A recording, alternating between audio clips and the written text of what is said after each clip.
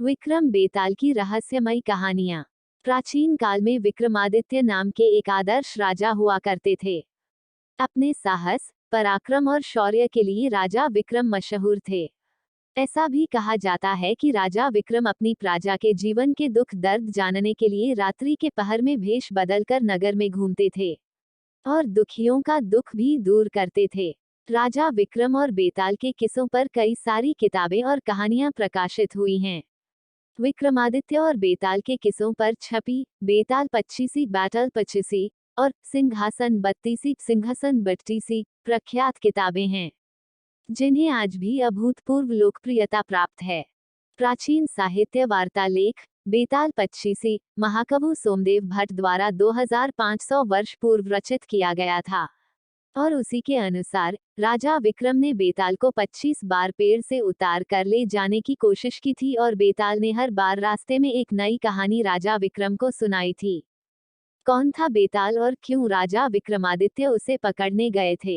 एक तांत्रिक 32 लक्षण वाले स्वस्थ ब्राह्मण पुत्र की बलि देने का तांत्रिक अनुष्ठान करता है ताकि उसकी आसुरी शक्तियां और बढ़ जाए। इसी हेतु वह एक ब्राह्मण पुत्र को मारने के लिए उसके पीछे पड़ता है, परंतु वह ब्राह्मण पुत्र भागकर जंगल में चला जाता है और वहां उसे एक प्रेत मिलता है जो ब्राह्मण पुत्र को उस तांत्रिक से बचने के लिए शक्तियां देता है और वही प्रेत रूप में पेड़ पर उल्टा लटक जाने को कहता है और यह भी कहता है कि जब तक वह उस पेड़ पर रहेगा तब तक वह तांत्रिक उसे मार नहीं पाएगा। वही ब्राह्मण पुत्र बेताल होता है। कपटी तांत्रिक एक भिक्षुक योगी का स्वांग रचता है और राजा विक्रम के पराक्रम और शौर्य गाथाओं को सुनकर अपना काम निकलवा लेने का जाल बिछाता है और राजा विक्रम को यात्रा के दौरान प्रतिदिन एक स्वादिष्ट फल भेंट भेजता है जिसके अंदर एक कीमती रत्न रूबी होता है। इस भेद का पता लगाने राजा विक्रम उस भिक्षुक की खोज करते हैं। अंततः राजा विक्रम उसे खोज लेते हैं। चूंकि उस ढोंगी भिक्षुक में स्वयं बेताल को लाने की शक्ति नहीं होती, इसलिए वह स्वांग रचकर राजा विक्रम से उस पेड़ पर लटक रहे प्रेत बेताल को लाने के लिए कहता है। राजा विक्रम उस तांत्रिक की असल मंशा से अनजान उसका काम करने निकल पड़ते हैं। राजा विक्रम पेड़ से बेताल को हर बार उतार लेते और उस भिक्षुक के पास ले जाने लगते। रास्ता लंबा होने की वजह से हर बार बेताल कहानी सुनाने लगता और यह शर्त रखता है कि कहानी सुनने के बाद यदि राजा विक्रम ने उसके प्रश्न का सार्थक उत्तर ना दिया तो वह राजा विक्रम को मार देगा और अगर राजा विक्रम ने जवाब देने के लिए मुंह खोला तो वह रूठकर फिर से अपने पेड़ पर जाकर उल्टा लटक जाएगा। विक्रम बेताल स्टोरीज इन हिंदी। दगड़ू के स्वप्न। घनघोर अंधेरी रात में राजा विक्रम अपनी खुली तलवार लिए बेताल को पकड़ने आगे बढ़ते हैं और अपने पराक्रम से बेताल को वश में करके अपने पीठ पर लाद कर ले जाने लगते हैं। सफर लंबा होने के कारण बेताल राजा विक्रम को कहानी सुनाता है और हमेशा की तरह शर्त रखता है कि अगर कहानी सुनने के बाद तुमने उत्तर देने के लिए मुंह खोला तो मैं उड़ जाऊंगा। बेताल कहानी सुनाना शुरू करता है। चंदनपुर गांव में एक वृद्ध स्त्री रहती थी। उसका एक बेटा था जिसका नाम दगड़ू था।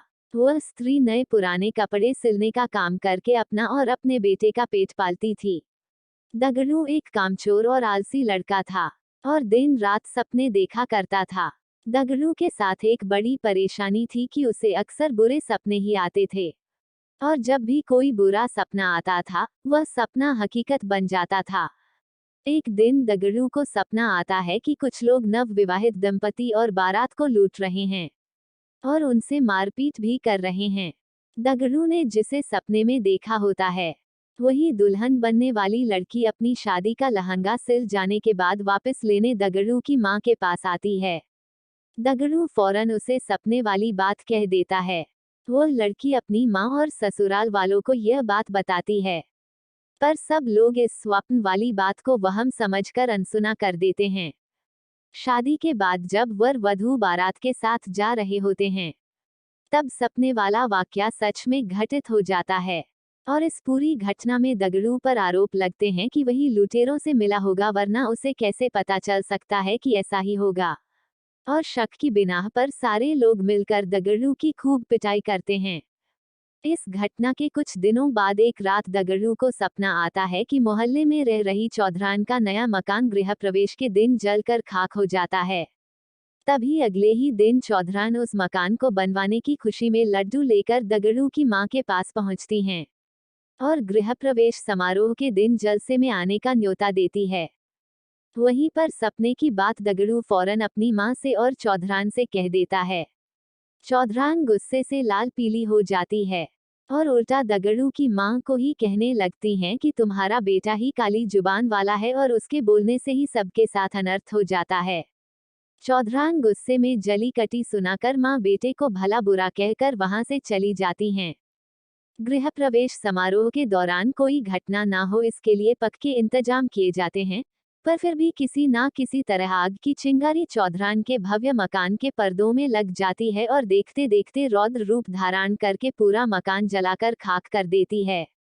चूंकि दगड़ू इस बारे में पहले ही बोल चुका था, इसलिए सब उसे काली जुबान का बोल उस पर टूट पड़ते हैं और उसे मारकर गांव से निकाल देते हैं। दगड़ू समझ नहीं पाता है कि लोगों को सच सुनकर उसी पर क्रोध क्यों आता है। खैर, दगड़ू एक दूसरे राज्य चला जाता है जहां उसे रात की पहर में महल की चौकीदारी करने का काम मिल जाता है। वहां के राजा को अगले दिन सोनपुर किसी काम से जाना होता है, इसलिए वह रानी को कहते हैं कि उसे सुबह जल्दी उठा दें। दगड़ू रात में महल के दरवाजे पर चौकीदारी कर रहा होता है। तभी अंधेरा होने पर उसे नींद आ जाती है और फिर उसे सपना आता है कि सोनपुर में भूकंप आया है और वहां मौजूद सभी व्यक्ति मर गए हैं। दगड़ू चौंक कर जाग जाता है और अपनी चौकीदारी करने लगता है। दगड़ू सुबह राजा के सोनपुर जाने की बात सुनता है। तभी उनका का रथ रुकवा कर अपने स्वप्न वाली बात राजा को बता देता है। राजा सोनपुर जाने का कार्यक्रम रद्द कर देते हैं और अगले ही दिन समाचार आता है कि सोनपुर में अचानक भूकंप आया है और वहां एक भी व्यक्ति जीवित नहीं बचा है। राजा तुरंत दगड़ू को दरबार में बुलाकर सोने का हार भेज देते हैं और उसे नौकरी से निकाल बाहर करते हैं। इतनी कहानी सुनाकर बेताल रुक जाता है और राजा विक्रम को प्रश्न करता है कि बताओ राजा ने दगड़ू को पुरस्कार क्यों दिया, और पुरस्कार दिया तो उसे काम से क्यों निकाला। राजा विक्रम उत्तर देते हैं कि दगड़ू ने अमंगल स्वप्न देखकर उसका वृतांत बताकर राजा की जान बचाए, इसलिए उसने दगड़ू को पुरस्कार में सुवर्णहार दिया और दगड़ू काम के वक्त सो गया, इसलिए राजा ने उसे काम से निकाल दिया। बेताल अपनी शर्त के मुताबिक राजा विक्रम के उत्तर देने के कारण हाथ छुड़ाकर वापस पेड़ की ओर उड़ गया। विक्रम बेताल स्टोरीज इन हिंदी, राजा चंद्रसेन और नवयुवक सत्वशील की कहानी। समुद्र किनारे बसे नगर ताम्रलिपि के राजा चंद्रसेन के पास सत्वशील नाम का युवक नौकरी मांगने आता है, पर चंद्रसेन के सिपाही सत्वशील को उनके पास जाने नहीं देते हैं। सत्वशील हमेशा इसी ताक में रहता है कि किसी तरह राजा से मिला जाए। एक दिन राजा की सवारी जा रही होती है। गर्मी अधिक होने के कारण राजा चंद्रसेन को बहुत तेज प्यास लग जाती है। बहुत खोजने पर भी उन्हें पानी नहीं मिलता, ऐसा लगता है मानो प्यास से जान ही निकल जाएगी। तभी उन्हें मार्ग में खड़ा एक युवक दिखता है। वो कोई और न सत्वशील ही रहता है, जो जानबूझकर पहले से राजा के मार्ग पर मौजूद रहता है। उसे देख राजा उससे पानी मांगते हैं। सत्वशील फौरन राजा की प्यास बुझा देता है और साथ ही खाने के लिए उन्हें फल देता है। चंद्रसेन सत्वशील से प्रसन्न हो पूछते हैं कि वो उनके लिए क्या कर सकते हैं। सत्वशील मौका देख अपने लिए नौकरी मांग लेता है। राजा चंद्रसेन उसे काम दे देते हैं और कहते हैं कि वो उसका उपकार याद रखेंगे। धीरे धीरे सत्वशील राजा का करीबी बन जाता है। एक दिन राजा उससे कहते हैं कि हमारे नगर में काफी बेरोजगारी है और पास में एक टापू काफी हरा भरा है। अगर उस टापू पर जाकर खोज की जाए तो हो सकता है हमारे नगर के लोगों के लिए वहां कोई अवसर निकल आए। सत्वशील तुरंत खोजबीन करने का बीड़ा उठा लेता है और राजा चंद्रसेन से एक नाव और कुछ सहयोगी प्राप्त करके समंदर में टापू की ओर निकल पड़ता है। टापू के पास पहुंचते ही सत्वशील को एक झंडा पानी में तैरता नजर आता है। उसे देख सत्वशील तुरंत हिम्मत करके पड़ताल करने के लिए पानी में कूद पड़ता है। सत्वशील अचानक खुद को टापू की जमीन पर पाता है। जहाँ एक सुंदर युवती संगीत सुन रही होती वह उस टापू की राजकुमारी होती है, और उसके आसपास अन्य युवतियां भी होती है। सत्वशील उसे अपना परिचय देता है और राजकुमारी सत्वशील को भोजन करने का प्रस्ताव देती है और खाने से पहले एक पानी के छोटे तालाब में स्नान करने को कहती है। सत्वशील जैसे ही पानी में नहाने जाता है वह खुद को ताम्रलिपि के महल में राजा चंद्रसेन के पास पाता है, और इस चमत्कार को देख चंद्रसेन भी चकित रह जाते हैं। चंद्रसेन खुद इस रहस्यमय जगह पर जाने का फैसला कर लेते हैं और वहां जाकर उस टापू को जीत भी लेते हैं। उस टापू की राजकुमारी विजेता चंद्रसेन को उस टापू का राजा घोषित करती हैं। जीत की खुशी में राजा चंद्रसेन उस राजकुमारी से सत्वशील का विवाह कराने का आदेश दे देते हैं और उस क्षेत्र की रक्षा और प्रतिनिधित्व का भार सत्वशील को सौंप देते हैं। इस तरह चंद्रसेन सत्वशील के उपकार का बदला चुकाते हैं। इतनी कहानी बताकर बेताल चुप हो जाता है और राजा विक्रम से प्रश्न करता है कि दोनों में से अधिक बहादुर कौन था, सत्वशील या टापू जीतने वाला राजा चंद्रसेन। राजा विक्रम तुरंत उत्तर देते हैं कि सत्वशील अधिक बहादुर था, क्योंकि जब टापू के पास उसने पानी में झंडा देखकर छलांग लगाई तब वह वहां की स्थिति से अनजान था।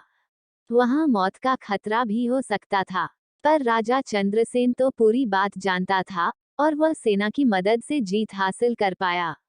इसलिए सत्वशील अधिक बहादुर था। एक बार फिर राजा विक्रम के मुंह खोलते ही बेताल उड़ गया और पेड़ पर जाकर उल्टा लटक गया।